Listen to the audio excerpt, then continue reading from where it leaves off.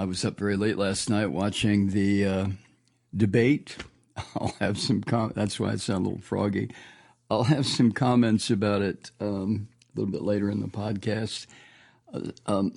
However, I would like to say right now that I have a new name for Trump's running mate. Rather than Trump's pet ape, I think his name now should be Slick. That son of a bitch was so slick. I mean, the man got out there and really talked some shit, didn't he? Around poor old Walz. All Walz wanted to do is talk about issues and talk about possibilities and talk about ideas for the presidency of Kamala Harris. And Slick, man. Slick would just stand there talking shit, right? All right, I'll get to it momentarily, all right? Oh, my God, Slick. Last night's debate, I don't want to focus a lot on it because I'm sure you've heard as much as you want to hear all day today regarding who won, who lost. I think who won is a very false way of putting it. What I've read today is that Walz has been, his behavior was commented on by a number of pundits, that he was nervous. Okay. That he was, he kept darting around, looking at notes, writing things down. Yeah. Okay. Whereas Slick stood over there with his eyeshadow, or not his eyeshadow, but what do you call that shit? Eyeliner.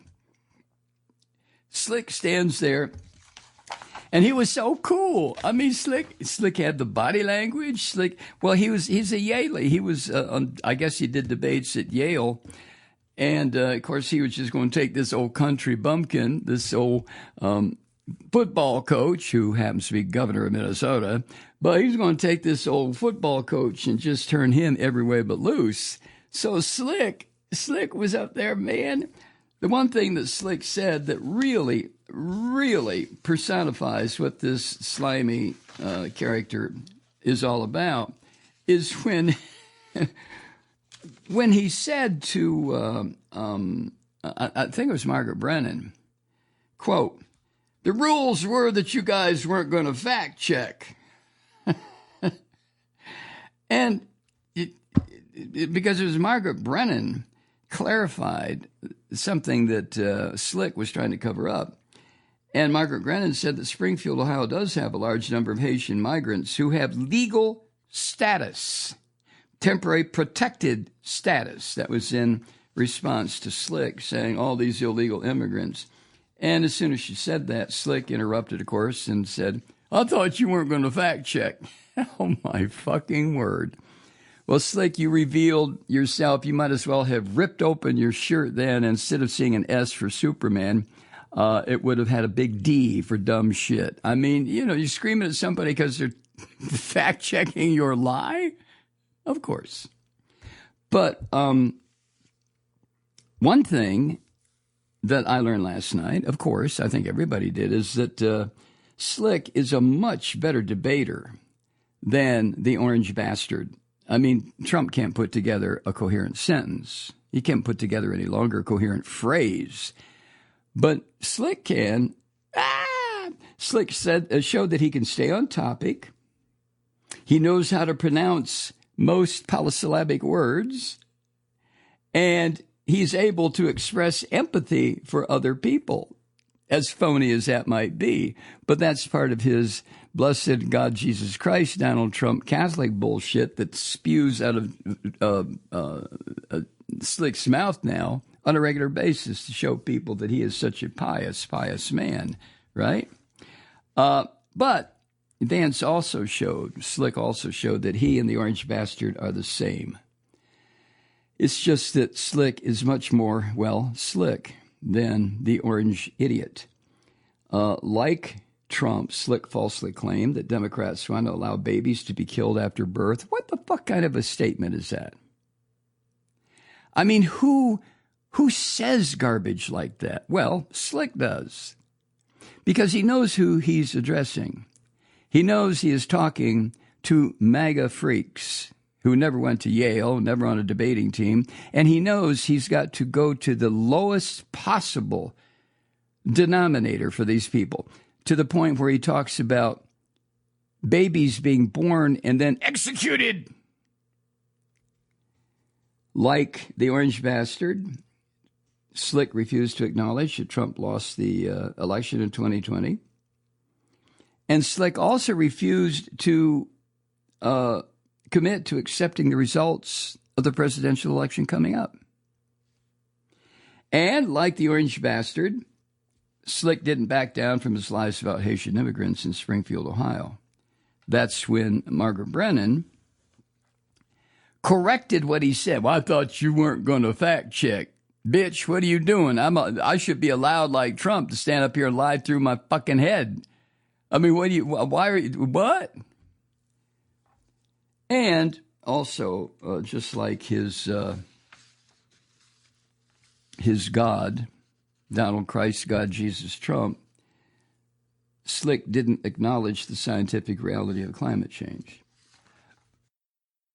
No, you can only go so far, right, Slick? And God knows you can't validate climate change. I mean, you went to Yale, right? You're an attorney, right? You have a law degree, right? You're a father of 3 children who you love dearly, and I love my wife. Oh, well, okay. But you're not going to acknowledge the science of climate change. You're not going to acknowledge that your God, Christ, Lord Jesus, Donald Trump had his ass handed to him by about 8 million votes in the last election. You're not going to acknowledge anything that is factual. But you will acknowledge when one of the debate moderators steps outside of her little enclosure and says, to clarify, the Haitian residents in Springfield are legal residents. Hey, you're not supposed to fact check me. Oh, my goodness. I got to quote Scarborough again, Joe Scarborough in Morning Joe, because, you know, I've said before, Scarborough fascinates me. He was a real Florida Panhandle, right-wing, redneck, Catholic member of Congress back in the day, back in the 90s. Oh, was he ever just... Now, he also was one of the people that led the coup against, what's his name? Gingrich. Gingrich couldn't stand Bill Clinton because Bill Clinton and Gingrich were basically the same age, both baby boomers, yada, yada. And Clinton had everything going for him until he couldn't keep his pants zipped up. And Gingrich just couldn't stand that. He was so fucking jealous of Trump, he could hardly breathe. So when Clinton got caught with a zipper down or caught in somebody's dress, Gingrich thought, this is my chance. Of course, during that time, Gingrich was bopping, or I should say boinking, interns out in the parking lot in his car. But never mind about that. Anyway, that's the milieu out of which Joe Scarborough came, the crazed 90s, where the right-wingers were really making their move, backed by these Christian fascists. It started in the 80s, but the 90s is when they really started to go berserk. But anyway, Joe Scarborough said that while J.D. Vance gave a performance, he may have disqualified himself with many voters. Scarborough said that Trump must be seething with envy at Slick's performance against Tim Walz, because Slick came across as smooth and more prepared than Trump did in his own debate against Kamala Harris, right? But Scarborough was gobsmacked. I love that word. Where does that word come from? Gobsmacked. I guess that means shocked, right? But MSNBC put it this way: Scarborough was gobsmacked by Vance's answer about the 2020 election. This is what Scarborough said, quote, J.D. Vance is better at this than Donald Trump. It's not even a close call. He's smoother. If you want to say a smooth liar, you can. But Donald Trump, he's getting old. They're not even letting Trump do 60 Minutes because they know he's not capable of doing it because he can't answer policy questions. But still, Scarborough went on. J.D. Vance was stylistically better. He told a lot of lies about the Affordable Care Act and other issues, but I will say this, J.D. Vance was very clarifying at the end of this debate, end quote. Now, you remember, if you watched, and I think an awful lot of people did, he refused to acknowledge that Trump lost the 2020 election, even when Walz turned to him and asked, and Slick said something about, well, Tim, I'm looking to the future. And Walz said this was a, quote, damning non-answer. And Scarborough said, quote, he told viewers everywhere that were watching that if you hate American democracy when things don't go your way, vote for me. If you hate everything that James Madison put together and Alexander Hamilton put together in the Constitution, if you hate the tradition of peaceful transition that really may define and ensure American democracy, if you hate that Donald Trump doesn't win every election, vote for me, end quote. So the point Scarborough was making were excellent points. The point Scarborough was making. And I agree with old Joe when he said this, quote, it's one of the most clarifying moments in any presidential or vice presidential debate we could ever see, because Vance, clearly said he was going to continue the lies of Donald Trump and not even answer debates at question. Did Joe Biden win the 2020 election? Yes, that will work very well for a lot of hard-right people on the internet and maybe on X and other social media platforms, but he defined himself. He defined his campaign, and then he defined the choice in this election. End quote, Joe Scarborough. Well, thank you, Joe. Can't believe I'm quoting Joe Scarborough, but I just did.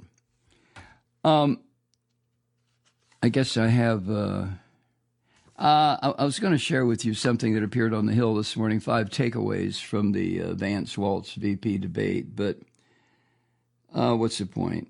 One thing that stuck with me, however, is obviously that Slick, a Yale-trained lawyer, was clearly in his element last night. It was very easy for him to bat away tricky questions. By tricky, I mean questions that required an honest answer for which Slick was not going to deliver at all. And like I said, at one point he challenged the moderators over their fact-checking. that I can't get over that. Hey, I thought the rules said you weren't going to fact-check me. Oh, shit. And of course, his slick, greasy delivery was a stark contrast with Tim Walz's sometimes rocky performance, granted.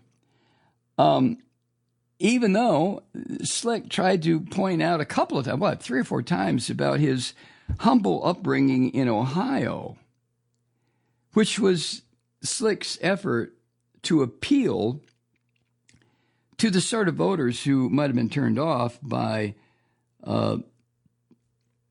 the controversy surrounding him, where it concerns his lying comments about Haitian residents of Springfield and climate change, and whether or not Trump had his ass kicked during the 2020 election. But anyway, so we got to see, didn't we? We got to see Governor Walz come across as who he is. He is an honest, earthy, down-home kind of, he's the type that I would imagine if he weren't governor, he would have wound up as a county judge someplace, a country judge, really. Nice guy, worked the farm, worked as a coach, went into the military, did this, did that, came from a little village of under 600 people.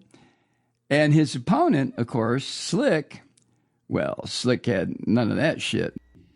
Hi, Truth Seekers. Mike Malloy here. You know, the Progressive Voices Network brings you commercial-free commentary from today's leading progressive radio hosts and pundits, like me, Mike Malloy, 24 hours a day.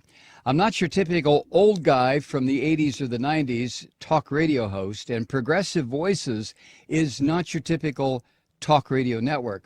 It's a listener-supported nonprofit with no corporate control whatsoever over our broadcast. So hosts like me, Mike Malloy, are free to rant and scream and carry on about whatever we like.